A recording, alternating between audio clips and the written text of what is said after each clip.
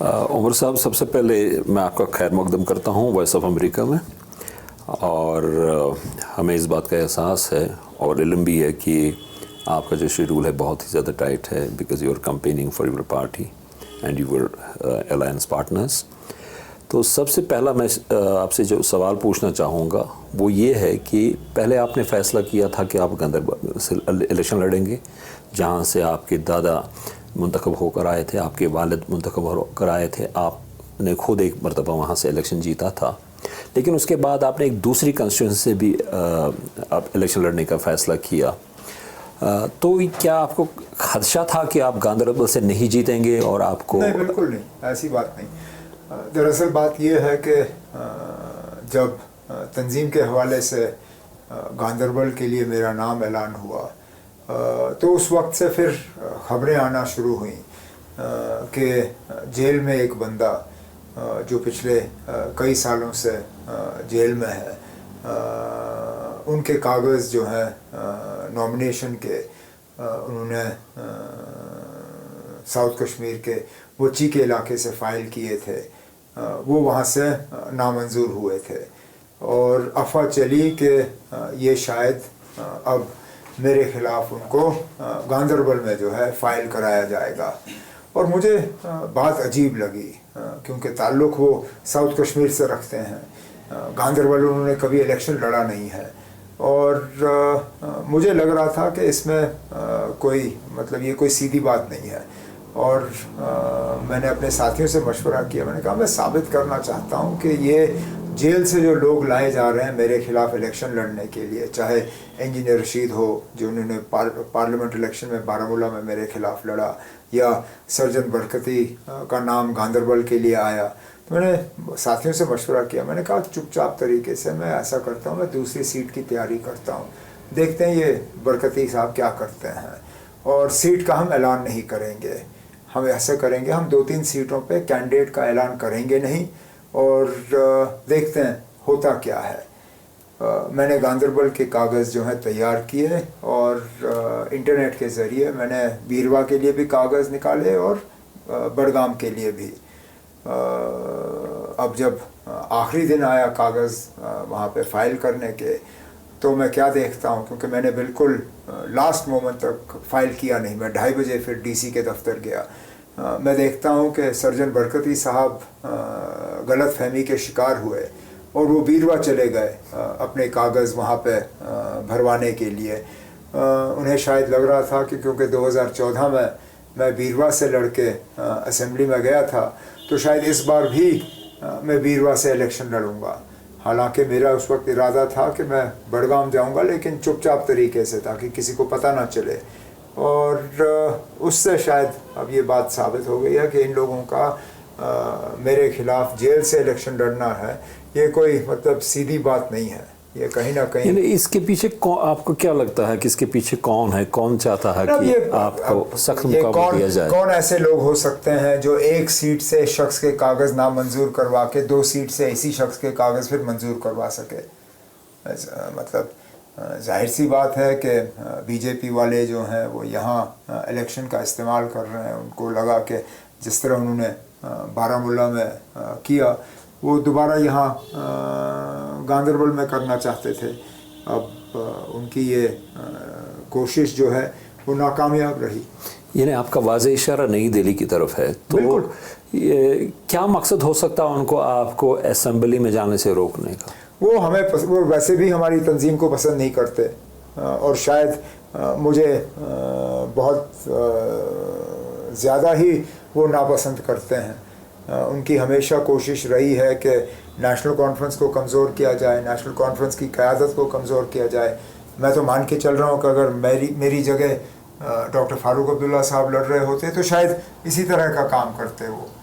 अच्छा उमर साहब, आपने जब ये आपका जो इत्तेहाद हुआ है कांग्रेस पार्टी के साथ, आप दोनों पार्टियां नेशनल कॉन्फ्रेंस और कांग्रेस इन इंतखाबात को इकट्ठा लड़ रही हैं, तो आपने कहा था कि ये जो अलायंस फौज करना ये कोई आसान काम नहीं था, जबकि दूसरी तरफ जो JNK-PCC के प्रेसिडेंट हैं तारिक हमीद करा साहब, तो उन्होंने कहा कि ये मजबूरी की हालत में किया गया। अगर ये मजबूरी की हालत में किया गया तो क्या ये तवक्को की जा सकती है कि आइंदा इनसे किसी खैर की तवक्को की जा सकती है? मजबूर इसलिए नहीं कि हमने अपनी पार्टियों को बचाना था, मजबूर इसलिए कि हम जम्मू कश्मीर को बीजेपी से बचाने के लिए एक साथ आए। हमें ये मजबूरी थी, हमें और कोई मजबूरी नहीं थी। तारिक हमीद करा साहब ने भी जब मजबूरी की बात की तो अपनी तंजीम के हवाले से बात नहीं की, और जब मैंने मुश्किल की बात की वो तो अब जाहिर सी बात है, हमने 90 सीटों के लिए अपने उम्मीदवार तैयार किए थे। अब हम भी मानते हैं कि हम 90 के 90 पे जीतते नहीं, लेकिन हमें इस अलायंस को जो है इसको फाइनलाइज करने के लिए कुछ ऐसी सीटें कांग्रेस के लिए छोड़नी पड़ी जहां हम जीतने की उम्मीद रख रहे थे। तो वो किसी भी पार्टी के लिए आसान काम नहीं होता है। अच्छा, ये इस पे जो ये आपने अलायंस किया है और आपने खुद जिक्र किया कि आपने 90 लोगों को तैयार किया था, आप चाहते थे कि 90 की 90 सीटों पर नेशनल कॉन्फ्रेंस के जो उम्मीदवार हैं वो इलेक्शन लड़ें, लेकिन बाद में आपको कुछ सीटें 32 सीटें कांग्रेस के लिए छोड़ना पड़ी, तो उसके खिलाफ नेशनल कॉन्फ्रेंस में मज़ाहमत है और दूसरी जानिब कांग्रेस को भी प्रॉब्लम का सामना करना पड़ रहा है। तो ये कहाँ तक ये सीरियस मामला है? हर सीट में नहीं, चंद सीटों में ये हमने देखने को मिला। सियासत में ये हो जाता है, ये आया राम गया राम का सिलसिला, ये कोई नई बात नहीं है, ये तो हम सालों साल से देखते आ रहे हैं। और अक्सर बेशतर मेरा ये तजुर्बा रहा है कि ज़्यादातर पार्टी के जो वफादार लीडर हैं उन्होंने इस फैसले को तस्लीम करके इस इत्तेहाद को कामयाब करने के लिए जो है मैदान में काम करना शुरू किया है। अब चंद सीट ऐसे हैं जहां हमारे साथियों को ये फैसला मंजूर नहीं था या उनकी खुदगर्जी जो है वो उभर के सामने आई और वो मैदान में आज़ाद उम्मीदवार के तौर पे उतर आए हैं। चलिए ठीक है, फैसला हुआ था कि 5 सीटों पर फ्रेंडली कंटेस्ट होगा और उस वक्त जब ये ऐलान हुआ तो ये कहा गया था कि एक दूसरे का लिहाज रखा जाएगा, एक दूसरे के खिलाफ बात नहीं। आमतौर पे तो फ्रेंडली रहा है, एक सीट। अब क्या करें ना, मैं इतना ही कहूँगा कि उनकी अपनी पार्टी ने उनके बयान को जो है पसंद नहीं किया, उनको अपनी पार्टी के तरफ से टोका गया है, तो ज़्यादा इसमें कहने की ज़रूरत नहीं है। अच्छा, मुझे ये बताइएगा कि नेशनल कॉन्फ्रेंस का जो मंशूर है और आप अपनी तकरीरों में भी, इंतखाबी जलसों में जो आप तकरीरें करते हैं उनमें आप बार बार कह रहे हैं कि हम दफ़ा 370 को वापस लाएंगे और कश्मीरियों मैं अपनी तकरीर में ये नहीं कहता हूँ। मैं कहता हूँ कि हम इस इशू को जो है, इस मुद्दे को हम जिंदा रखेंगे, हम इस पर बात करेंगे, लेकिन हम लोगों को कभी ये नहीं कह रहे हैं कि इस असेंबली के हवाले से 370 वापस आएगा। हम लोगों को हमने ये भी कहा कि ये कोई मामूली मामला, ये मतलब इतनी जल्दी होने वाली बात नहीं है। बीजेपी को ये करने के लिए 30-40 साल लगे। हम कौन सा ये कह रहे हैं कि इस पार्लियामेंट के दौरान होगा या इस असेंबली के दौरान होगा। हमने मंशूर में सिर्फ इतना ही कहा है कि हम इस इशू को जिंदा रखेंगे, इस पे बात करते रहेंगे, लेकिन उससे ज़्यादा नहीं। जो लोगों के आम जम्मू कश्मीर के अवाम के जो दूसरे हुकूक थे दफ़ा 335A के तहत, तो क्या आपकी पार्टी ये भी चाहती है कि वो जो हुकूक उनसे छीने गए वो वापस आ जाएं? मिसाल के तौर पर अराजी पे उनका हक, मुलाजमतों पे उनका हक, वो तो हम ज़रूर वापस लाना चाहेंगे। हम इतना तो हम ज़रूर कर सकते हैं असेंबली के ज़रिए, खासकर अगर हमें अगर नहीं जब हमें रियासत का दर्जा वापस मिलेगा तो हम अपने डोमिसाइल लॉज उनको और ज़्यादा मजबूत कर सकते हैं, ताकि ज़मीनों पे जो हमारा हक होना चाहिए वो रहे, नौकरियों पे जो हमारा हक होना चाहिए वो रहे, कॉन्ट्रैक्ट्स पे जो हमारा हक वो रहे, माइनिंग, इन चीज़ों पे जो कि आज हम जो जम्मू कश्मीर के बाशिंदे हैं उनको इन चीज़ों पे कोई हक नहीं है। अच्छा, मैं वापस आपके इलेक्शन लड़ने पे आ जाऊंगा। इलेक्शन का ऐलान नहीं हुआ था तो आपने ये कहा था कि जब ये जो गवर्नर, लेफ्टिनेंट गवर्नर के जो पावर्स बढ़ा दिए गए, होम मिनिस्ट्री ने एक नोटिफिकेशन जारी किया था, उनके इख्तियारात बढ़ा दिए गए, तो आपने ये कहा था कि मैं उस यूनियन टेरिटरी का वज़ीर आला नहीं बनना चाहता जहां मुझे अपने चपरासी की तकर्री के लिए लेफ्टिनेंट गवर्नर से इजाज़त लेनी पड़े। आपने कहीं पे मुझे वज़ीर आला की कुर्सी का दावेदार अपने आप को करार करते हुए सुना है? मैं तो असेंबली के इलेक्शन लड़ रहा हूँ ना, मैं वज़ीर आला की बात ही नहीं कर रहा हूँ, वो हम 8 अक्टूबर के बाद बात करेंगे।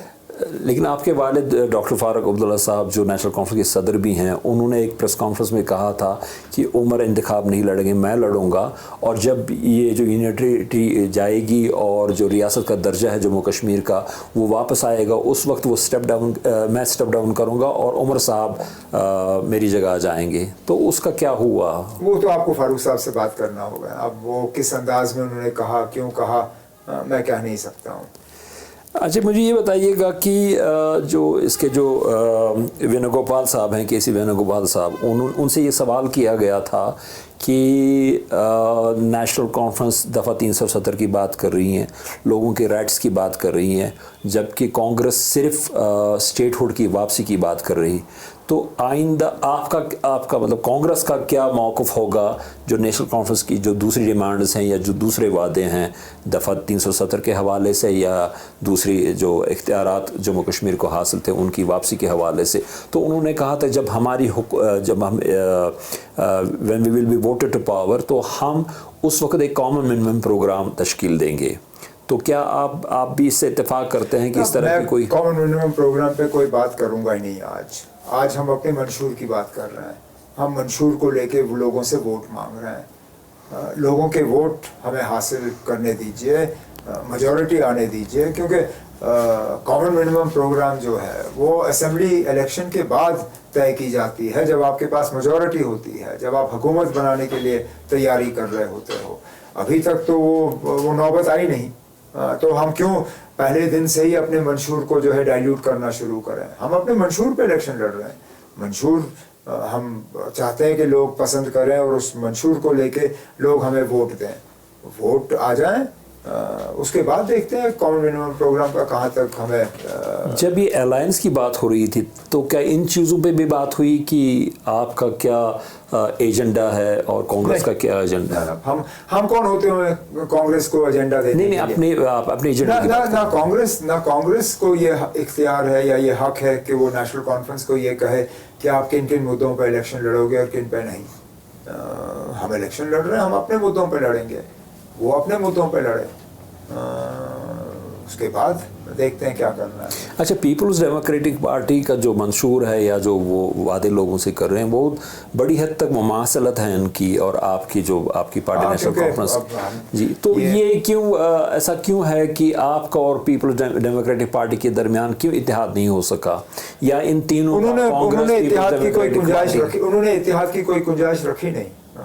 पार्लियामेंट के इंतखाबात में जब उन्होंने एक तो कांग्रेस की मदद बिल्कुल की नहीं, जम्मू में, उधमपुर में, लद्दाख में, और कश्मीर की 3 सीटों पे नेशनल कॉन्फ्रेंस के मुकाबले में उन्होंने उम्मीदवार खड़े किए, और उसके बाद लगातार अपने बयानों के ज़रिए नेशनल कॉन्फ्रेंस को निशाना बनाते रहे। यहाँ तक कि इलेक्शन से चंद दिन पहले जब उनका एनुअल रेजिंग डे होता है, सबसे ज़्यादा अगर किसी को तनकीद का निशाना बनाया गया तो नेशनल कॉन्फ्रेंस, उन्होंने खुद गुंजाइश रखी नहीं। हम तो तैयार थे। मैंने पार्लियामेंट इलेक्शन के दौरान जब कांग्रेस से हमारी बातचीत चल रही थी, मैंने उस वक्त कहा कि अगर पीडीपी ने पार्लियामेंट इलेक्शन में इंडिया अलायंस, इंडिया ब्लॉक की मदद की इन 5 सीटों पे, हम ज़रूर उनके साथ फिर आने वाले असेंबली के इंतखाबात के लिए सीट शेयरिंग पे उनसे बात करने के लिए तैयार रहेंगे। लेकिन पीडीपी को ये बात पसंद नहीं आई और उन्होंने इसको ठुकरा दिया, और जो हुआ सो हुआ। अच्छा, जो नाकदीन है, जो नेशनल कॉन्फ्रेंस के नाकदीन हैं या आपके नाकदीन हैं या डॉक्टर फारूक साहब के नाकदीन हैं, उनमें से कई एक का कहना है कि लोगों को ये एक्सपेक्ट करना चाहिए, उनको इसके लिए तैयार रहना चाहिए कि इंतखाबात के बाद नेशनल कॉन्फ्रेंस और कांग्रेस की नहीं बनेगी, और ये मुमकिन है कि नेशनल कॉन्फ्रेंस बीजेपी के साथ चली जाए। क्यों? ये उनके नाकदीन की राय है। हर किसी चीज़ पे हर किसी को हक है राय बनाने का, लेकिन हम मिलके कांग्रेस के साथ ये इलेक्शन लड़ रहे हैं। अगर हमें बीजेपी के साथ जाने का इतना ही शौक होता, हम अकेले ही इलेक्शन लड़ते। हमें कांग्रेस के साथ प्री पोल अलायंस करने की क्या ज़रूरत होती? हम तो कांग्रेस के साथ मिलके हुकूमत बनाने की बात कर रहे हैं। हम तो चाहते ही नहीं है कि यहाँ बीजेपी को इस तरह के नंबर आए कि वो हुकूमत के बारे में सोच भी पाएँ। उमर साहब मुझे बताइएगा कि जो हुकूमत भारत है वो इस बात के लिए, जो मौजूदा हुकूमत है वो इसके लिए बिल्कुल आमादा नज़र नहीं आ रही है, और जो होम मिनिस्टर हैं अमित शाह वो भी बारहा इसका इजहार कर चुके हैं कि आर्टिकल 370 के तहत या आर्टिकल 35 के तहत या 5 अगस्त 2019 से पहले जो जम्मू कश्मीर की जो पोजीशन थी, जम्मू कश्मीर को जो इख्तियारात हासिल थे, वो किसी भी सूरत में वापस नहीं आएंगे। बल्कि उन्होंने कहा कि ये, हम भी जानते हैं कि इन लोगों से हमें मिलेगा नहीं। हमने कब कहा कि हम मोदी सरकार से ये हासिल करेंगे? हम तो जानते हैं ना इन लोगों से हमें नहीं मिलना है, लेकिन हम ये भी जानते हैं कि ये हमेशा के लिए हुकूमत में नहीं होंगे, ये हमेशा के लिए इख्तिदार में नहीं होंगे। और जहाँ तक फिर लोग सुप्रीम कोर्ट के हवाले से बात करते हैं कि अब इस पे सुप्रीम कोर्ट का मोहर लग गया है, लेकिन सुप्रीम कोर्ट ने इससे पहले भी 370 के हक में पाया है। एक बार नहीं 3 बार 370 के हक में सुप्रीम कोर्ट के फैसले आए, लेकिन वो 3 जज के बेंच थे। इस बार 5 जज के बेंच ने 370 के खिलाफ अपना फैसला किया। कल को क्या ये मुमकिन नहीं है कि कल को 7 जज का बेंच होगा और वो उनकी राय अलग होगी? मुमकिन है। इसलिए हम लोगों से ये नहीं कह रहे हैं कि जो हमसे लिया गया है हम रातों रात उसको वापस हासिल करेंगे। हम सिर्फ ये कह रहे हैं कि हम इस इशू को जिंदा रखना चाहते हैं, इस पे बात करना चाहते हैं, बस। आपको लगता है कि मुस्तकबिल में, चाहे मुस्तकबिल करीब में या मुस्तकबिल बईद में, ऐसी सूरत हाल पैदा होगी जब आप इस तरह की जो मुतालबे हैं वो उठाएंगे और वो कबूल होंगे? आप मुझे ये बताएं ना, जब राजीव गांधी के उस हिस्टोरिक मैंडेट में बीजेपी के पास सिर्फ 2 मेंबर पार्लियामेंट थे, क्या उस वक्त कोई ये उम्मीद कर सकता था कि राम मंदिर बनेगा, या कोई उम्मीद कर सकता था कि 370 को जो है हटा दिया जाएगा? या जब वाजपेयी साहब इंसानियत, जमहूरियत, कश्मीरियत की बात कर रहे थे, तब कोई उम्मीद कर रहा था कि 370 जो है वो रहेगा नहीं? हालात बदल गए मुल्क में। तो हम क्यों हमें क्यों कहा जाता है कि आप ना उम्मीद रहिए, या आप ये कहिए कि बस अब इस मुल्क में इस तरह के हालात कभी नहीं बनेंगे जबकि इस पे दोबारा बात किया जा सकता है? हम उम्मीद लगाए बैठे हैं, देखें। अच्छा, नेशनल कॉन्फ्रेंस पाकिस्तान के साथ अमन मुज़ाकरात की बहाली का भी मुतालबा कर रही है, बल्कि उस पर ज़ोर दे रही है। तो क्या आपको लगता है कि मुस्तक़बिल करीब में पाकिस्तान के साथ अमन बातचीत का सिलसिला बहाल होगा? फिलहाल तो वो माहौल है नहीं, ये तो हमें मान के चलना होगा। फिलहाल जिस तरह खासकर जम्मू में जो हालात बने हैं दहशत को लेके, फ़िलहाल तो इस तरह के हालात हमें नज़र नहीं आते, लेकिन हम चाहते हैं कि हालात ऐसे बने और उसमें पाकिस्तान को भी अपना रोल अदा करना होगा, ताकि ऐसे हालात बन पाएँ जिसमें कि हिंदुस्तान और पाकिस्तान जो है दोबारा एक दूसरे से बातचीत कर पाएँ। अच्छा, जो भारतीय जनता पार्टी या हुकूमत हिंद का ये मौक़िफ़ है कि सबसे पहले अगर पाकिस्तान के साथ बातचीत को बहाल करना है तो उसके लिए अवलीन शर्त ये है कि पहले उसके बकौल यहाँ पे जो दहशतगर्दी चल रही है, जिसमें उसके बकौल पाकिस्तान का हाथ है, वो रुकनी चाहिए। तो आपको लगता है कि इस तरह की कोई मस्बत सूरत हाल आइंदा चंद माह में या 1 साल में इस तरह की सूरत हाल पैदा हो सकती है जिसके बाद भारत और पाकिस्तान के दरमियान अमन मुज़ाकरात बहाल होंगे? हम चाहेंगे, और अगर हमारी हुकूमत बनेगी तो हम ज़रूर जम्मू कश्मीर में उस तरह के हालात कायम करने की कोशिश करेंगे जिससे कि इस तरह के मुज़ाकरात जो हैं वो दोबारा शुरू हो पाएँ। लेकिन ये अकेले जम्मू कश्मीर की अपनी हुकूमत का फ़ैसला नहीं होगा। हमारा रोल, जम्मू कश्मीर की हुकूमत का रोल इसमें बहुत कम रहता है, लेकिन कम से कम मतलब इसके हक में अपनी आवाज़ तो उठा सकते हैं। अच्छा, वो आवाज़ आप उठाएंगे? आपको यकीन है कि आप हुकूमत में आएंगे? मतलब किसी को कौन इस बात की यकीन रख सकता है? अब हम इतने बेवकूफ़ तो है नहीं ना बीजेपी की तरह कि हम 400 पार की बात करें और फिर हमारी गाड़ी 240 पे ही रुके। हम उम्मीद कर रहे हैं, हम लोगों से गुजारिश कर रहे हैं, हम अपना मैनिफेस्टो लेके, अपने इरादे लेके लोगों के पास जा रहे हैं इस उम्मीद के साथ कि उनका ताउन हमें हासिल होगा।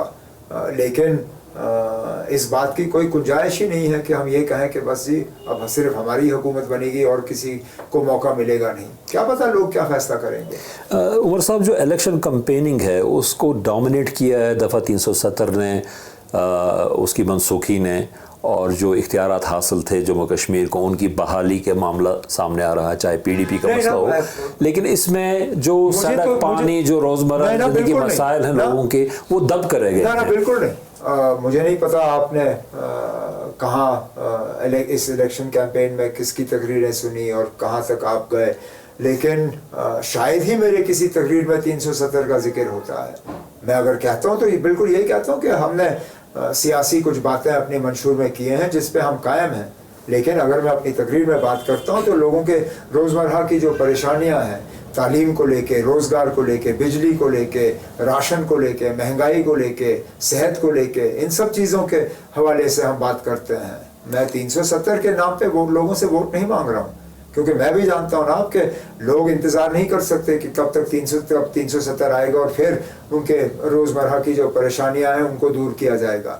یہ 370 والی لڑائی تو پتہ نہیں کتنے سالوں تک چلتی رہے گی. اچھا عمر صاحب یہ بتائیے گا کہ جب ان مسائل کا آپ ذکر کر رہے ہیں اور آپ کہتے ہیں کہ آپ لوگوں کے سامنے ان باتوں کو رکھتے ہیں، اس کے ساتھ ساتھ جو کچھ سماجی مسائل ہیں، مثال کے طور پر ڈرگ ایڈکشن کی وبا ہے جو تیزی کے ساتھ پھیل رہی ہے، نیشنل کانفرنس نے کچھ عرصہ پہلے اس کے خلاف ایک کمپین بھی چلائی تھی، تو انتخابی منشور میں اس کا کیا ذکر ہے؟ جی اس میں ہمارے جو 12 اہم جو ہم نے وعدے لوگوں کے ساتھ کیے ہیں ان میں یہ جو نشیلی دوائیوں کا جو یہاں پہ ایک بہت بڑا مسئلہ بنا ہوا ہے اس کو لے کے ہم نے لوگوں سے کہا ہوا ہے کہ ہم جو ہمارا وار اگینسٹ ڈرگ ایڈکشن کا جو ہمارا وعدہ ہے اس کو ہم بہت زور و شور سے اس پہ ہم عمل کریں گے. اچھا آپ سے آخری سوال، استصواب رائے کا مطالبہ کرنے والی چند جماعتوں کے اراکین انفرادی طور پر، جن میں جماعت اسلامی بھی شامل ہے جس پہ بین لگا ہوا ہے، ان کے جو سابق اراکین رہ چکے ہیں تو وہ بھی الیکشن میں حصہ رہے ہیں، تو نیشنل کانفرنس کے لیے کتنا بڑا مسئلہ ہے؟ ہمارے لیے اتنا بڑا مسئلہ نہیں جتنا پی ڈی پی کے لیے ہے، کیونکہ جن لوگوں کے حوالے سے آپ نے ابھی بات کی یہ پہلی مرتبہ الیکشن میں نہیں آ رہے ہیں. اب صرف فرق اتنا ہے کہ 96 کے بعد یہ پہلی مرتبہ شاید کھل کے الیکشن میں آ رہے ہیں، نہیں تو ان میں سے کئی ساروں نے انتخابات میں مطلب چوری چھپے اپنے ووٹ کا استعمال کیا، اور عام طور پہ ہمارا تجربہ رہا ہے کہ ان کے ووٹ جو ہیں وہ پی ڈی پی کو جا چکے ہیں. اس بار اگر ان کے اپنے نمائندے جو ہیں میدان میں اتر آئے ہیں تو ظاہر سی بات ہے کہ پی ڈی پی کو جو ان کے ووٹ ملتے تھے وہ اس بار نہیں ملیں گے. تو اس کا کتنا اثر پی ڈی پی پہ ہوگا وہ 8 اکتوبر کو پتہ چلے گا. نیشنل کانفرنس کو ان کے ووٹ زیادہ نہیں ملتے تھے. آپ کا بہت بہت شکریہ. شکریہ.